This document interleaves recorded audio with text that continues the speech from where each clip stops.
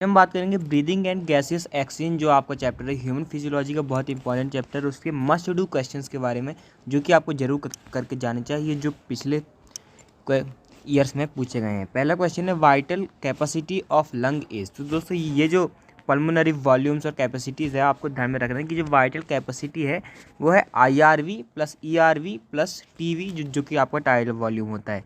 तो A option आपका correct हो जाएगा। आगे बढ़ते हैं।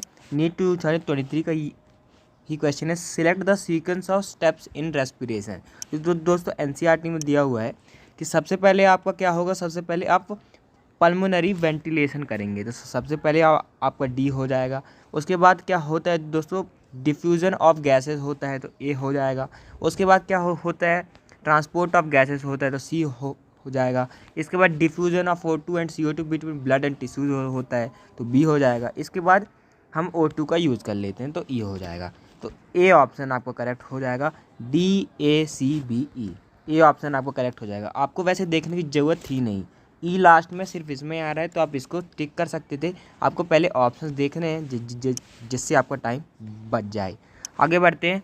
Under normal physiological conditions in human being every 100 ml of O2 rich blood can deliver dash ml of O2 to the tissues. तो दोस्तों 100 ml O2 रिच ब्लड जो है दोस्तों 5 ml O2 पहुंचा देता है। और अगर दोस्तों आप 100 ml डी ऑक्सीजनेटेड ब्लड की बात करते हैं तो वो 4 ml CO2 पहुंचा देता है। ये भी NCERT में आपको ध्यान में रखना है। आगे बढ़ते हैं। विच of the following is not a function of conducting part of respiratory system. तो दोस्तों कंडक्टिंग पार्ट होता क्या है, कंडक्टिंग पार्ट जो हमारी जो ऑक्सीजन है उसको लेकर आता है और CO2 को लेकर जाता है। यानी कि ये दोस्तों आपका एक्सटर्नल नॉस्ट्रिल से शुरू होके जो आपका टर्मिनल ब्रांक्यूल वाला पार्ट है उसको कहा जाता है दोस्तों कंडक्टिंग पार्ट।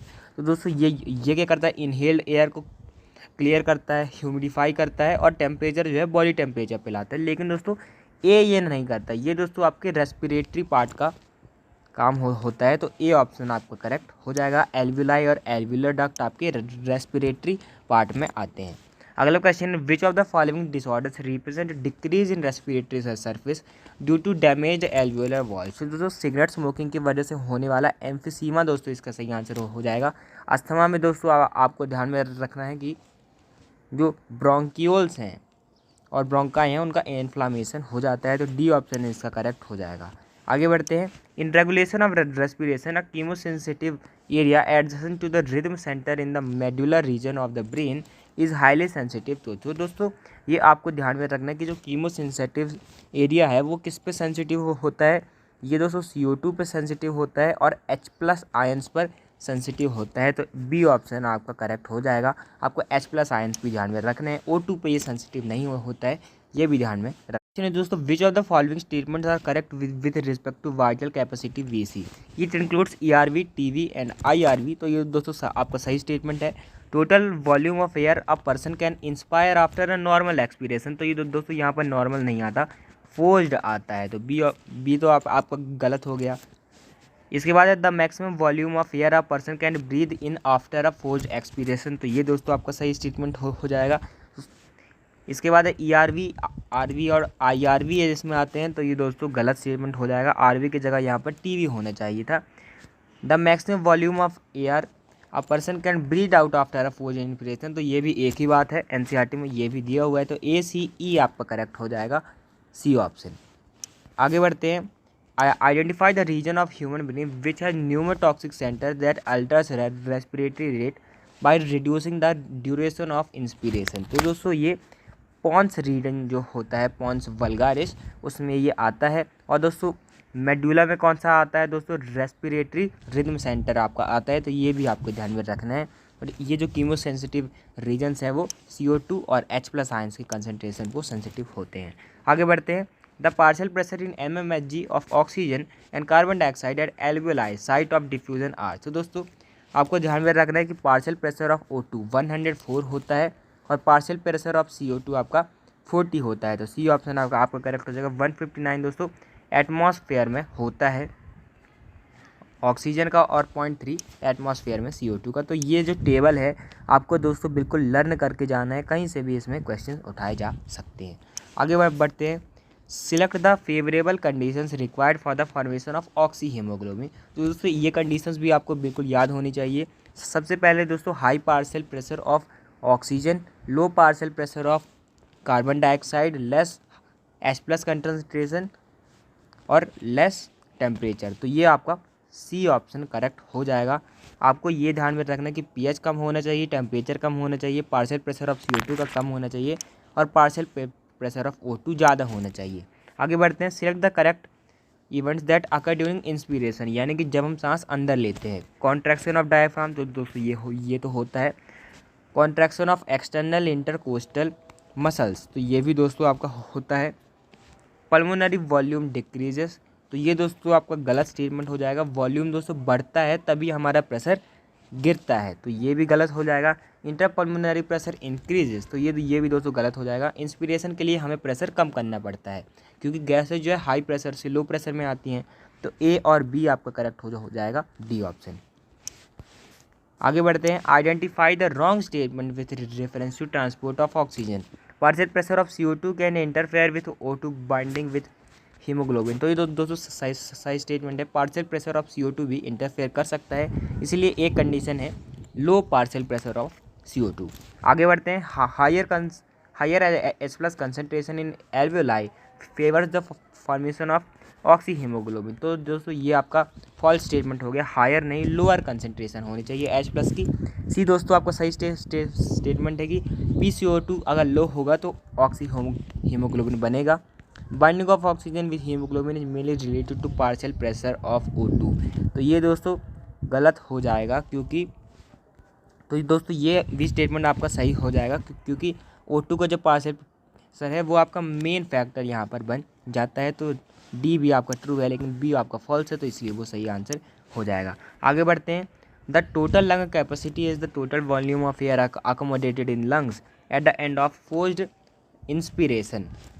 इसमें क्या क्या आता है तो दोस्तों इसमें RV भी जुड़ जाता है। जो आपकी वाइटल कैपेसिटी है उसमें अगर आप RV भी जोड़ देंगे तो आपकी बन जाएगी टोटल लंग कैपेसिटी, तो डी ऑप्शन आपका करेक्ट हो जाएगा। ERV, TV और IRV जो है दोस्तों यही तो आपके वाइटल कैपेसिटी होते हैं। आगे बढ़ते हैं। Select the correct statement.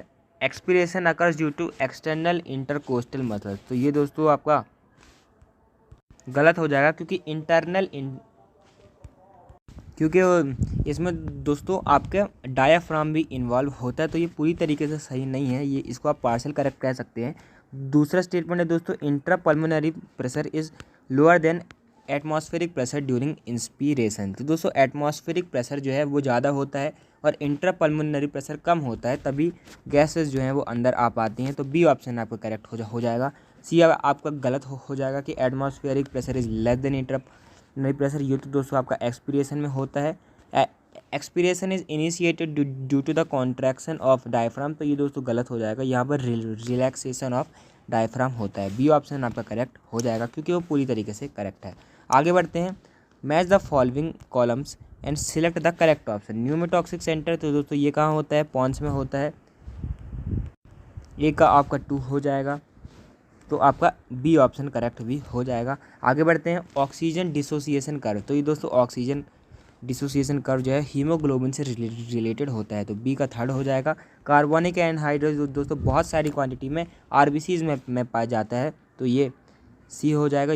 कुछ क्वांटिटी इसकी दोस्तों प्लाज्मा में भी होती है। Primary site of exchange of gases, दोस्तों ये आपके एल्वुलाई होते हैं, कंडक्टिंग मतलब रेस्पिरेटरी पार्ट, तो डी का आपका 1 हो जाएगा, तो बी ऑप्शन आपका करेक्ट हो जाएगा। आगे बढ़ते हैं। Tidal volume and expiratory reserve volume of an athlete are 500 ml and 1000 ml, what will be its expiratory capacity if the residual volume is 400 millilitre. तो दोस्तों एक्सपिरेटरी कैपेसिटी का दोस्तों आपका फॉर्मूला होता है TV + ERV, वैसे ही इंस्पिरेटरी कैपेसिटी का TV + IRV। तो आपको TV दिया हुआ है 500 प्लस ERV आपको दिया हुआ है 1000, तो आपका 1500 ml आंसर हो जाएगा।